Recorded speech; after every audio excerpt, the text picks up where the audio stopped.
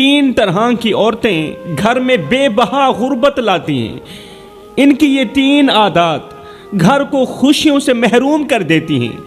ये वो औरतें हैं जो अपने गुनाहों की वजह से रहमत के फरिश्तों को नाराज कर देती हैं और घर में ऐसी नहूसत लाती हैं कि खुशहाली दूर दूर तक नजर भी नहीं आती।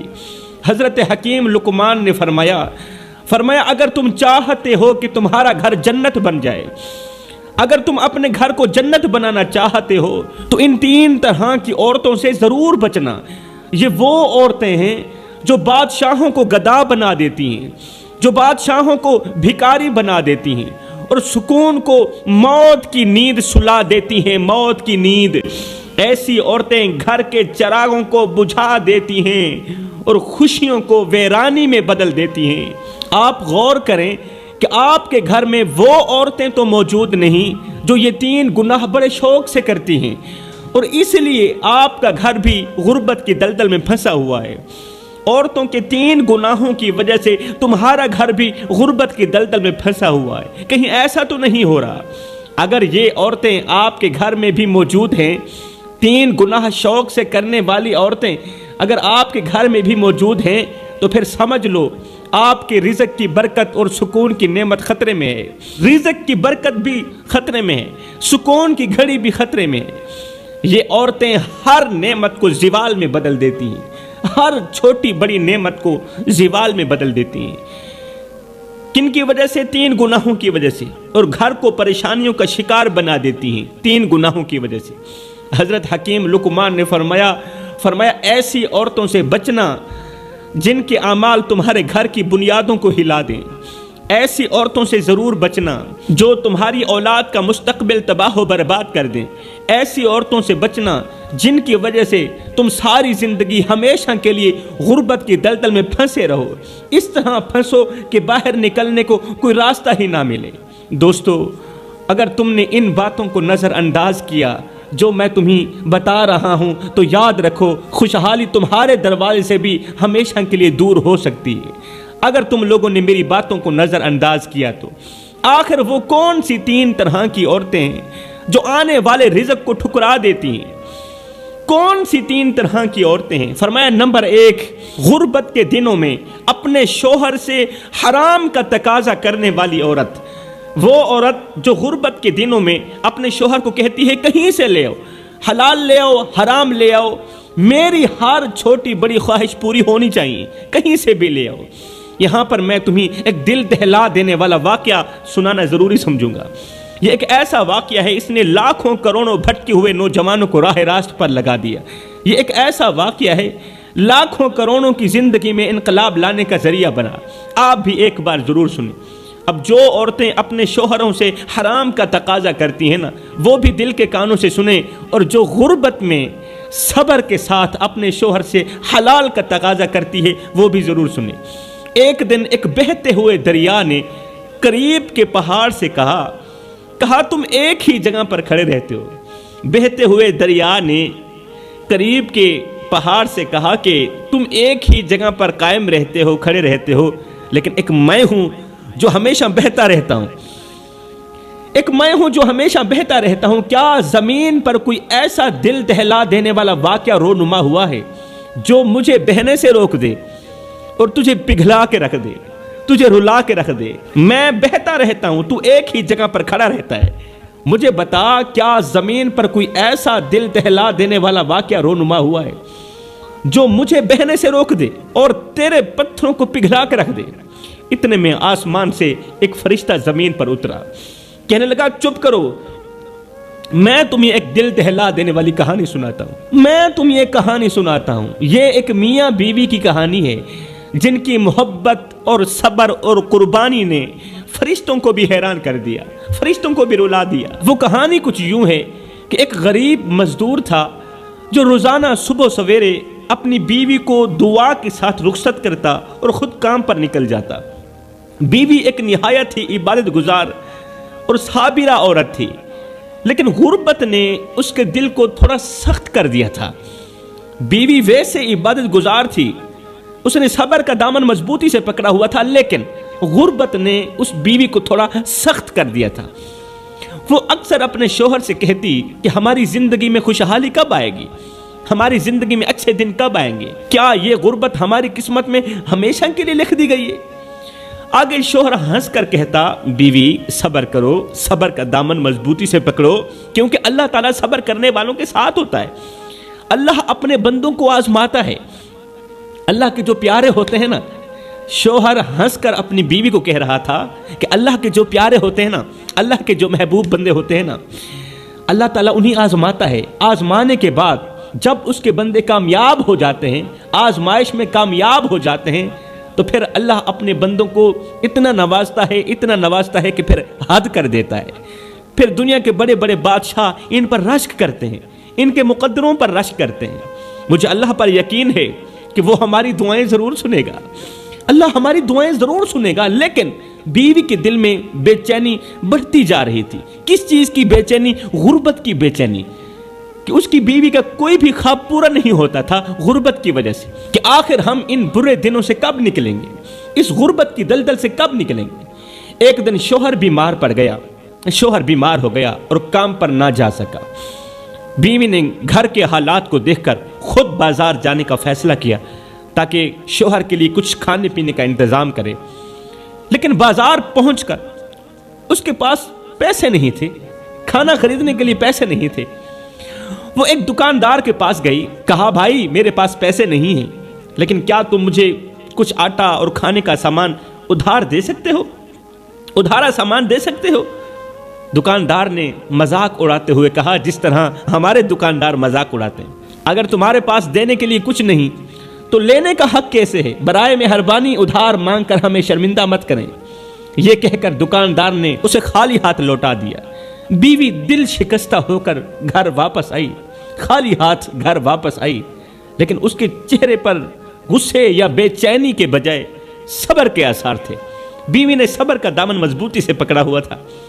اس نے گھر پہنچ کر شوہر کے قریب بیٹھ کر کہا، روتے ہوئے کہا، آج میں نے بازار میں اپنی بے بسی کی انتہا دیکھی ہے۔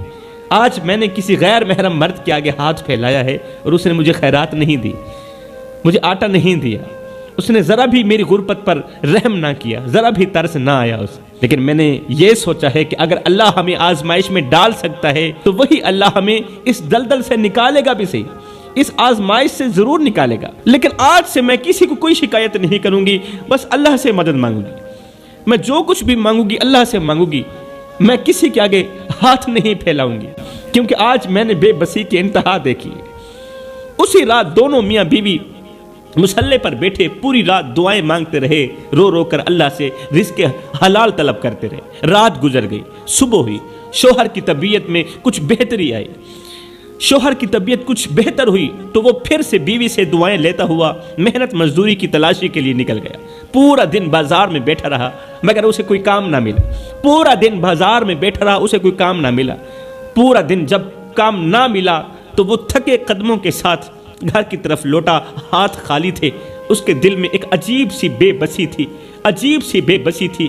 وہ سوچتا جا رہا تھا کہ اب جا کر میں اپنی بیوی کو کیا کہوں گا، وہ جو دن رات غربت کے بوجھ تلے پریشان رہتی، جو ہر روز مجھ سے امید لگاتی ہے، وہ آج بھی مجھ سے سوال کرے گی، کہیں ایسا نہ ہو کہ وہ صبر کا دامن چھوڑ دے اور ہماری زندگی مزید آزمائش میں مبتلا ہو جائے۔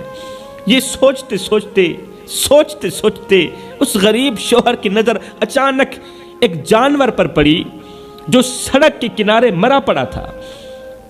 اس کے دل میں ایک خیال سا ابھرا کہ کیوں نہ میں اس مرے ہوئے جانور کا گوشت نکال لوں، یہ کم از کم ہمارے بھوکے پیٹ کا سہارا تو بنے گا۔ بھوکے ہیں، کھانے کے لیے کچھ نہیں، اتنا تو چل جائے گا نا، اللہ معاف کرنے والا ہے۔ وہ غریب شخص مرے ہوئے جانور کے قریب گیا، آنکھوں میں بے بسی اور دل میں خوف کا طوفان تھا۔ اس کے ضمیر نے اسے جھنجھوڑا کہ بھوکے مر جاؤ، اللہ کی منع کردہ چیز کو مت کھانا۔ اس سوچ کی بنیاد پر اس کے قدم رک گئے، لیکن پھر سے بیوی کے بھوکے چہرے کا تصور اس کے دل کو موم کر گیا۔ گھر میں بیوی 2 دن کی بھوکی تھی نا، اس نے لرزتے ہاتھوں سے مرے ہوئے جانور کے ٹکڑے نکالے، گوشت کے ٹکڑے نکالے، شاپر میں ڈالے اور رات کے سناٹے میں سر جھکائے اپنے گھر کی طرف روانہ ہوا۔ گھر کے قریب پہنچتے ہوئے اس کا دل زور زور سے دھڑکنے لگا۔ وہ سوچ رہا تھا کہ اگر بیوی کو معلوم ہو گیا کہ میں اس کے لیے حرام لے کر آیا ہوں تو وہ کیا کہے گی؟ میری بیوی عبادت گزار ہے، وہ مجھے کیا کہے گی؟ کیا وہ مجھے حقارت کی نگاہ سے نہیں دیکھے گی؟ لیکن پھر اس نے خود کو دلاسا بھی دیا، کہا یہ سب میں مجبوری کے ساتھ کر رہا ہوں، میں مجبور ہوں، اور مجبور آدمی کچھ بھی کر سکتا ہے، یہ سب میں مجبوری میں کر رہا ہوں، ورنہ میرا دل کبھی بھی حرام کے لیے آمادہ نہ ہوتا، میرا دل کبھی بھی حرام کھانے کے لیے تیار نہ ہوتا۔ خیر گھر پہنچ کر اس نے دروازہ کھولا، بیوی اندر بیٹھی بے چینی سے شوہر کا انتظار کر رہی تھی۔ جیسے ہی اس نے شوہر کو دیکھا تو اس کی آنکھوں میں امید کی کرن جھلکنے لگی۔ وہ بولی، کیا تم کھانے کے لیے کچھ لے کر آئے ہو؟ میرے پیٹ کے لیے کچھ بندوبست کر کے آئے ہو؟ شوہر نے شاپر کو ایک کونے میں رکھتے ہوئے نظریں جھکاتے ہوئے کہا، ہاں لایا ہوں، یہ اٹھا لیجیے، پکا لیجیے۔ بیوی نے خوشی سے شاپر سے گوشت نکالا، اسے دھویا، ایک دیگچی کے اندر ڈالا، چولہے پر دیگچی رکھی، نیچے آگ جلا دی۔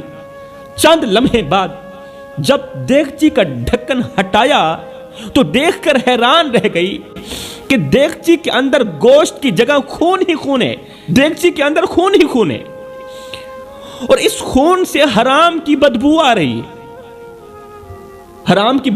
رہی ہے، اور دیگچی کے اندر خون ہی خون ہے۔ بیوی کی آنکھیں حیرت اور خوف سے پھٹی کی پھٹی رہ گئی، ہاتھ لرزنے لگے، اس سے بو برداشت نہ ہو پا رہی تھی۔ وہ فوراً شاپر اور دیگچے لیے شوہر کے پاس پہنچی۔ وہ شوہر جو صحن کے کونے میں چپ چاپ بیٹھا رو رہا تھا، اس کے پاس آ کر کہا، مجھے سچ بتانا کہ یہ گوشت کہاں سے لائے ہو؟ حقیقت چھپانا مت، مجھے سچ بتانا۔ شوہر نے نظریں جھکا لی، اس کے چہرے پر شرمندگی کے سائے تھے۔ لرزتی ہوئی آواز میں اس نے کہا، میں مجبور ہو گیا تھا، تیری بھوک، تیرے چہرے کی مایوسی میرے دل پر بوجھ بن گئی تھی، میں نہیں سمجھ پایا کہ میں کیا کر رہا ہوں۔ تیری بھوک نے مجھے اندھا کر دیا تھا، تیری مایوسی نے مجھے اندھا کر دیا تھا۔ یہ سنتی ہی بیوی آنسوؤں کے ساتھ شوہر کے قدموں پر پڑ گئی۔ روتے ہوئے بیوی نے کہا، اے میرے سرتاج، ہمیں بھوک سے مرنا قبول ہے لیکن حرام کھانا کبھی قبول نہیں ہے۔ اللہ نے ہمیں آزمائش دی ہے لیکن اس کا حکم توڑنا ہمیں کہیں زیادہ نقصان پہنچا سکتا ہے۔ کیا تم نہیں جانتے او میرے سرتاج، مجھے حرام کھلانے والے، کیا تم نہیں جانتے کہ حرام رزق میں کبھی سکون نہیں ہوتا؟ جو عورتیں اپنے شوہروں کو حرام کمانے پر مجبور کرتی ہیں وہ دنیا کی بدبخت عورتوں میں سے ہوتی ہیں، وہ دنیا کی بدقسمت عورتوں میں سے ہوتی ہیں۔ بیوی کا یہ جملہ کہ میں بھوک سے کیوں نہ مر جاؤں، مجھے حرام کا لقمہ مت کھلانا، ہائے یہ جملہ اللہ کی ذات کو اتنا پسند آیا کہ اللہ کی ذات اسی لمحے کے اندر ان پر مہربان ہو گئی، ان دونوں میاں بیوی پر مہربان ہو گئی۔